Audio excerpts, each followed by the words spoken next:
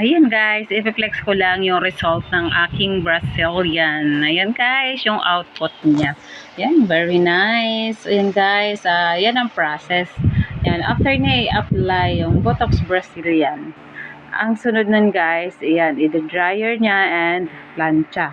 After 45 minutes. Ayan, after 45 minutes yan na yung sunod na step.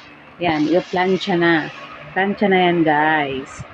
Ayan, sa pamamagitan ng pagplansya, dyan nyo na guys makikita yung result kung maganda ba yung output ng hair ninyo.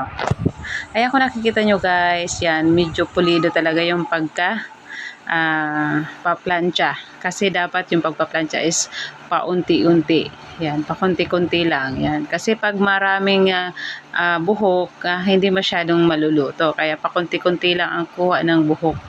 Para makikita mo talaga na talagang lutong-luto ang buhok natin guys. Ayun guys.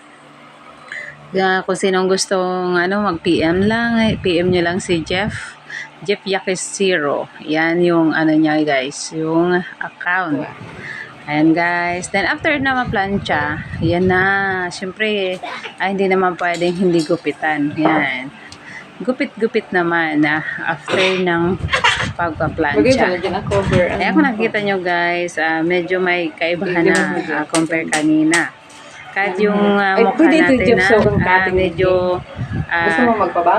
nag-iiba. Kasi minsan yung buhok natin nakakadala din ng itsura.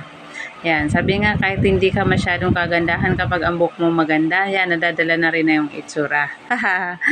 Totoo ba yun? Oo guys, minsan kasi guys, kahit ano namang ganda ng face mo, kung balubaluktot naman ang gupit mo or ang pangit ng buhok mo, wala din yan. Kaya yan, syempre, itatry natin guys yung pantay. Pero hindi naman masyadong pantay. Ayan, sabi ko sa kanya medyo lagyan naman ng shape sa gilid. Kasi hindi ko pa naman talaga na-try yung pantay ang gupit. Ayan, makikita nyo yan mamaya guys. Yung pinapatanggal ko sa kanya yung kanto. Pero di ba ang ganda na sana, oh. Ayan, kung nakikita nyo ang ganda guys ng output. Ayan, Botox Brazilian lamang yan. Yan, kung nakikita nyo yan, parang wala na yung kanto. Pinatanggal ko yung kanto. Wow guys, kaya kayo guys, pwede na rin magpagawa ng buhok sa murang halaga. Yan, i-PM nyo na lang ang ating beautician na si Jeff Yakis 0. Ayan, ibibigay sa inyo ang tamang presyo at ay affordable pa. Ayan, tsaka yung output niya guys, hindi kayo lugi. Ayan guys, so nakikita nyo, oh, Brazilian lang yan. Hindi na ako nagpa-reband.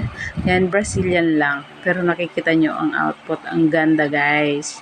Ayan, i-share lamang ang ating video para mas maraming makakita and matulungan din. Salamat!